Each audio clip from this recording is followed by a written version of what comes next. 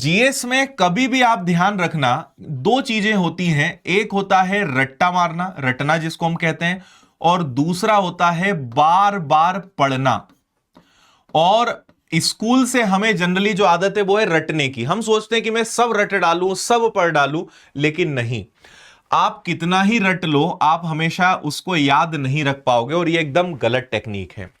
GS या किसी भी थ्योरेटिकल सब्जेक्ट को पढ़ना है तो जो बेस्ट टेक्निक है वो है उसको बार बार पढ़ना। आप सोचो कि मैं एक बार पढ़ लूं और मेरे दिमाग में छप जाए, तो ऐसा नहीं हो सकता है।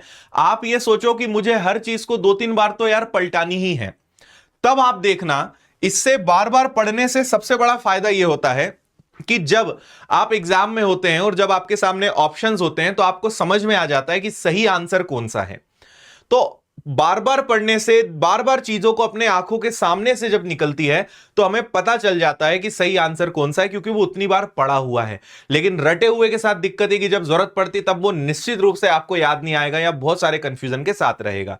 इसलिए ध्यान रखें, रटना कुछ ही चीजों को है। ऐसा नहीं कि आप हर चीज के लिए, कुछ चीजों के लिए रटना जरूरी, लेकिन उसका पोर्शन 5 या 10% है। बाकी मैक्सिमम चीजें बार बार पढ़ने से होगी। और इसी को अगर मैं इंग्लिश में कहूं तो बार बार रिवीजन करने से चीजें याद होती है, ना कि रट्टा मारने से।